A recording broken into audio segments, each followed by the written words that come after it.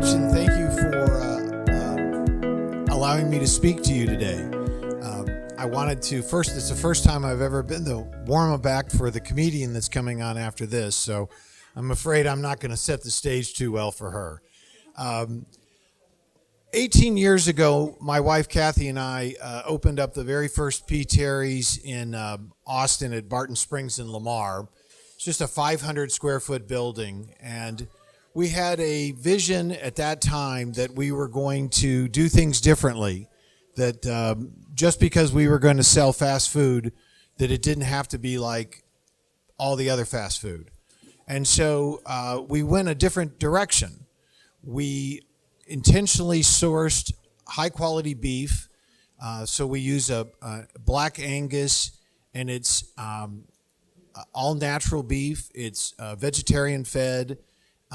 It's extremely clean. It doesn't have any of the preservatives or additives that most fast food restaurants will put in beef. It's hormone free and antibiotic free. It is as clean a product as you can buy. And so to do that, we went to Idaho and we looked for fresh potatoes. And then we decided those potatoes we would put in canola oil because it has non-hydrogenated oil, which is not good for you. And so we took a different route, and we used fresh buns. And so we created our own veggie burger, and we use all natural chicken. And so the whole idea behind the menu was that we were going to do this differently, and we were going to sell this at a price that was reasonable for everyone. The whole idea behind P. Terry's is to sell a high quality product that everyone can afford. So it's really easy to go out and get these great ingredients and then sell it for a burger for $10. I mean, that's simple. A lot of people do it. And it's very easy to take crappy ingredients, frankly, and sell that burger for a couple of bucks. A lot of people do that. The trick is that we tried and have fortunately been successful in selling that high quality burger for, right now our hamburger is $2.90. A double meat, double cheeseburger is around $4.60. But that's almost 6 ounces of beef with 2 slices of cheese. And so our potatoes are very difficult because they're fresh potatoes from Idaho, and they're a challenge. And so, but we knew that was the quality product that we wanted to serve. And so that's what we did. And we learned how to cook that potato year round. And then we looked at our employees and recognized that we weren't going to be able to do this without them. And so there was a mutual respect between my wife and I and the people that work at P. Terry's, because she and I worked for the first 3 years in the P. Terry's. And so when you work side by side with the people that you employ, you get to know them. And when you get to know what they're going through, then you become a better employer. And so what we did was, being there every day, we learned, for instance, as Gabriella said earlier, when an employee has an emergency, an issue, their car breaks down, someone is sick, they're living paycheck to paycheck, it's hard for them to make it. And so we started a non-interest loan program where we were able to loan out $400 or $500, $600, $700 at no interest and let them pay it back when they can. And so we wouldn't have known that if we hadn't been working side by side and overheard, oh my gosh, my car broke down, I had a hard time getting to work. Well, wait a second, how can we get your car fixed? And then one day we had worked a long Saturday, and one of the employees was walking out, and somebody said, happy birthday. And my wife turned and said, I didn't know today was your birthday. And it suddenly dawned on her, we need to celebrate these birthdays. So the next day my wife brought a cake for her, and that started a program where we bake a cake for every employee on their birthday. And we have 1,100 employees now, and we have a full-time staff that bakes the cakes and delivers the birthday cakes because it became important to our employees. As long as you're an employee of Pete Terry's, you start accumulating $10 a month for as long as you've worked for us. And then every year at Christmas, you get a bonus based on that. So if you've been with us for 10 years, and many of our employees have, that's a $1,200 check. And so as a result, we've been able to hang on to employees we have several employees been with us for 15, 16, 17 years. It's not unusual, and they've brought in their families to work for us as well, because there's a mutual respect that we have for one another. We can't succeed without them. They know that, we know that. And so we come from a point of humility, where we understand that this is a relationship between the two of us. And so we've been able to do that. The last thing we did is that we realized that our community is extremely important.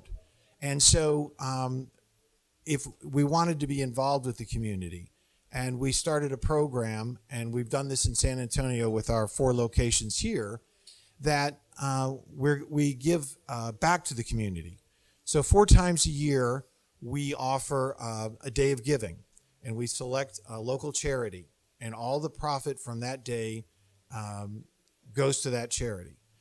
And to date, I think we've given $1.6 million to local charities in Austin and now into San Antonio, because we can't do this without the community, and we feel like we're a part of it.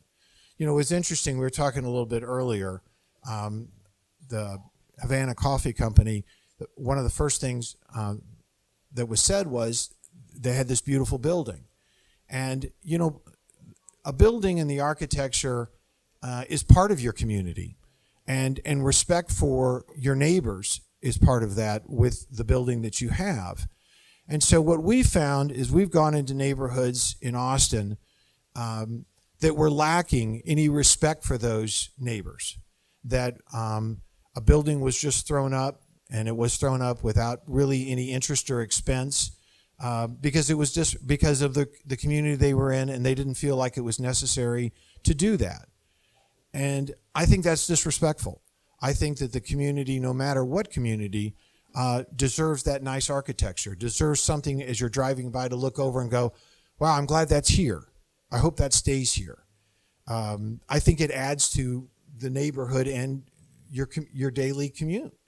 And so we did something very unusual. We spent a lot of money in our buildings, but we took an architecture that was called Googie architecture, and it's a kind of a Southern California timeless architecture, and with natural stone and windows, lots of plants. And we go in and we pop these in, and you know, the neighborhood comes to us and says, thank you for doing the same building here that you would do somewhere down the road. Thank you for respecting that we are equal to everyone else in this city. And so that's how we do it. And you know, I think it's so important that when you're having a business, that you understand the community that you're in and the respect that you have for your customer. And that's what we've really done at Pete Terry's. And so giving back and being a part of all of this has been key to our success.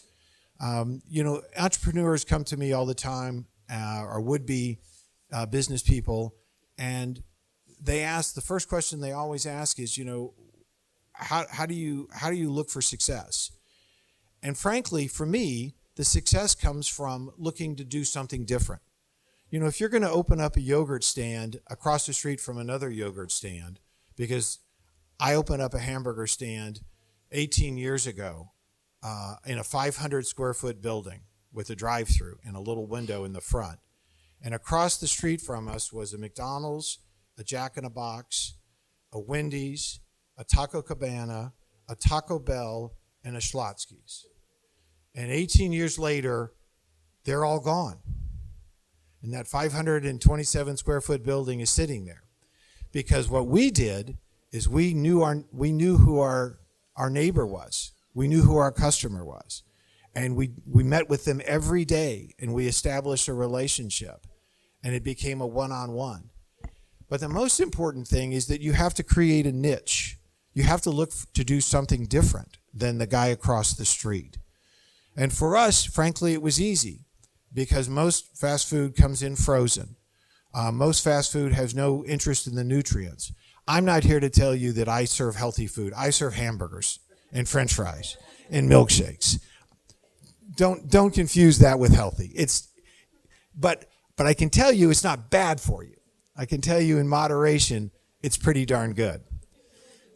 So anyway, I want to just wrap it up. I'm glad to answer any questions, but I just wanted you to know that we're excited to be in San Antonio. We hope someday to be closer to you with a location. In the meantime, we have 4 locations around the city with a few more coming. And if you'll grab me afterwards, I've got some milkshake coupons. I don't know if I have enough, but I have milkshake coupons that I'd like to invite you to swing by Pete Terry's and try one. Thanks. Thank you. So before we get started on the question and answer, I just wanted to thank the county clerk, Lucy Adame Clark in the back, for being here and for bringing her team. And the councilwoman from District 3, Phyllis Villagran, was here.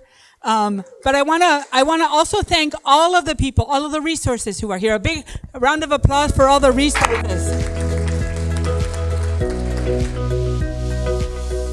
How many people do you have working for you over 10 years? It's been 18 years, but we have 1,100 people right now.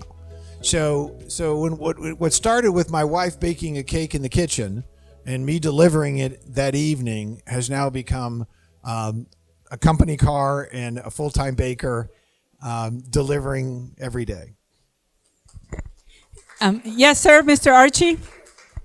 Do you have a veteran group within your organization? I do not, and the reason is that I have for the most part young employees, but I can tell you, veterans are more than welcome, and we would love to have them be a part of it. We are always looking for help.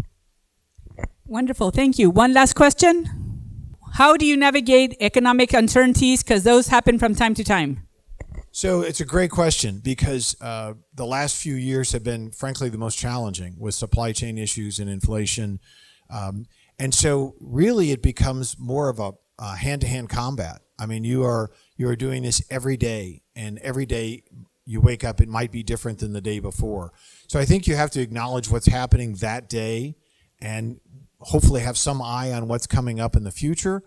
But man, it's a cautious time right now. And so this is when you would go slowly and carefully and be very cognizant that it could come back again. So I would proceed with caution. Great, and I just wanted to point out, Crystal, raise your hand, Crystal. She's with UTSA Small Business Development Center. They're business advisors, that's right. And they help you with risk management to figure out how is the best way of moving forward. If you're having supply chain issues or whatever, you can start a relationship with one of the advisors. They come to our offices, so you can get in touch with us and we'll schedule an appointment for you.